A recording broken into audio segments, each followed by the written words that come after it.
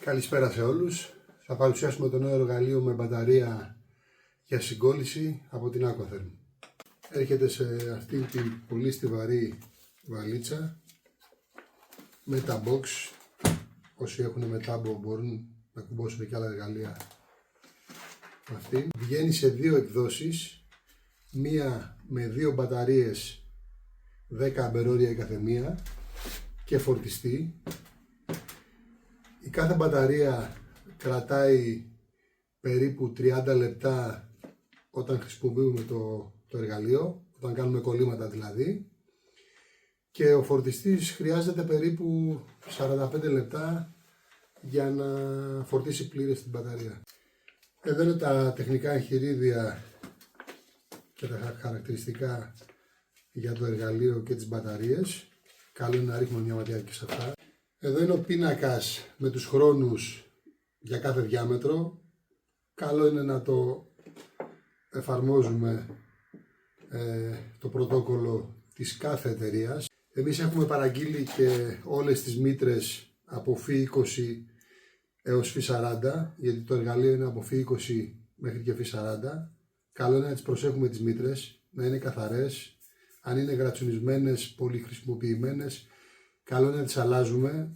Είναι ένα αναλώσιμο εργαλείο, οπότε αν θέλουμε να έχουμε το κεφάλι μας ήσυχο, δεν κοστίζει τίποτα να τις αλλάξουμε. Έχει μέσα και δύο γάντια για να μπορούμε να αλλάξουμε τις μήτρες πιο εύκολα, να μην καιγόμαστε. Εμείς παραγγείλαμε και ένα θερμόμετρο που φέρνει η Aquatherm, της Testo, είναι άμεσης μέτρησης. Καλό είναι να μετράμε τη μήτρα, να κάνουμε έναν έλεγχο σε κάθε αρχή της εργασίας μας.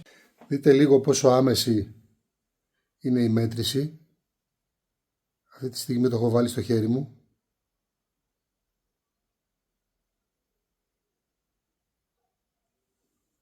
Το βγάζω από το χέρι.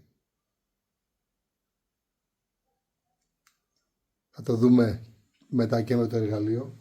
Καλό είναι να χρησιμοποιούμε τις μήτρες της εταιρείας που χρησιμοποιούμε, της σωλήνας των υλικών που χρησιμοποιούμε. Αν χρησιμοποιούμε Aquatherm, χρησιμοποιούμε τις μήτρες της Aquatherm. Γιατί οι άλλες εταιρείες μπορεί να έχουν διαφορετικό βάθος, διαφορετικά εξαρτήματα, οπότε έχουν διαφορετικές μήτρες.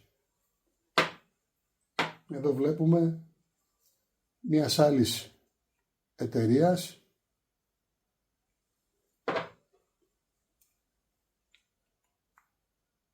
που έχει διαφορετικό καλούπι.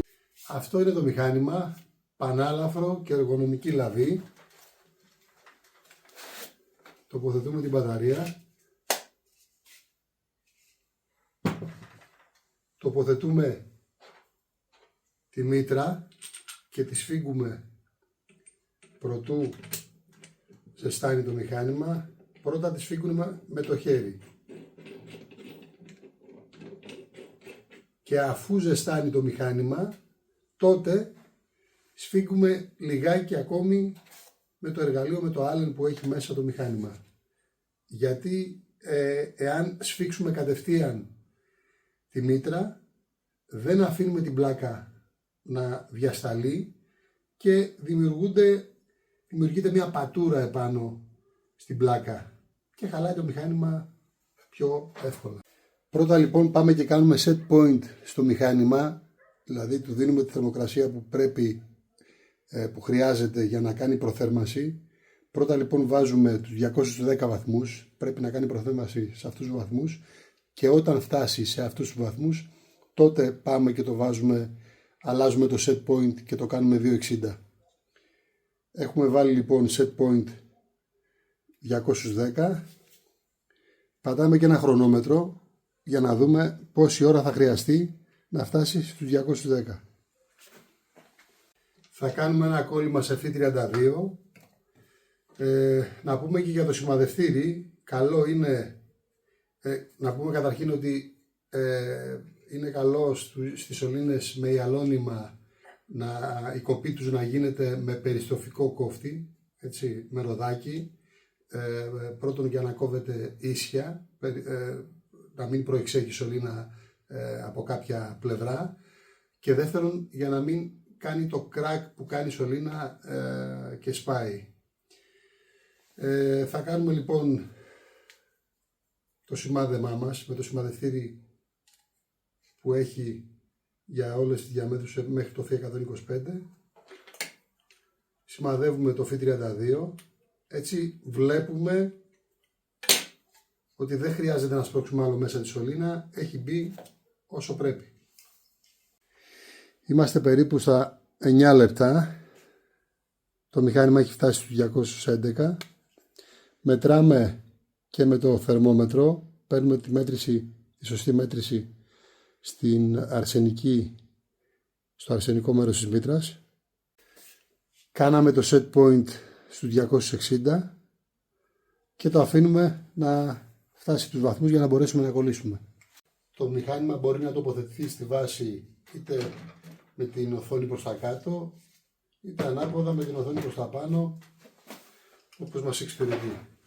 Να πούμε πως το μηχάνημα δεν είναι για να κάνουμε παραγωγή, να βγάλουμε έργο, ας πούμε. Είναι για ένα δύσκολο σημείο, είναι για κάτι πολύ γρήγορο που δεν χρειάζεται να απλώσουμε μπαλαντέζα.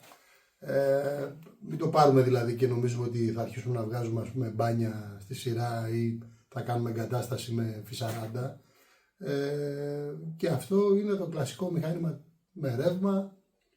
Μπορείς να έχεις δηλαδή ένα μηχάνημα με ρεύμα και μπορεί να έχεις κάποια δύσκολα σημεία στην οροφή που να σε εξυπηρετήσει αυτό το μηχάνημα. Να δείξουμε λίγο για τους περιστροφικούς κόφτες που είπαμε πριν, με μεγάλα ροδάκια. Αυτός είναι μέχρι Φι125, αυτός μέχρι Φι63. Μπορούμε να κόψουμε και ένα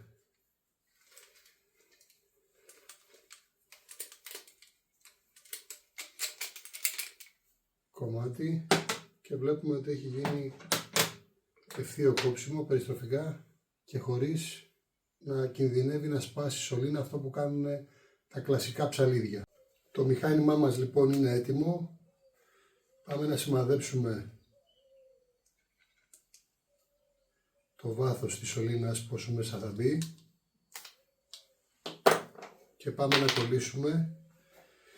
Βάζουμε ταυτόχρονα μέσα εξάρτημα και σωλήνα και μόλις μπουν και τα δύο μετράμε 8 δευτερόλεπτα για τη Φι32.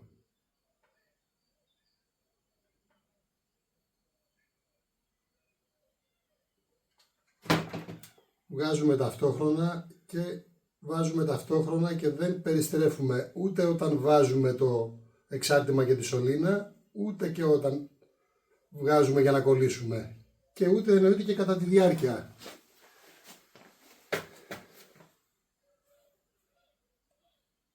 Βλέπετε και το ομοιόμορφο κόλλημα που δείχνει ότι το υλικό μας έχει γίνει ένα. Αυτά, ελπίζω να βοηθήσω όσους μπορώ περισσότερο. Γεια σας.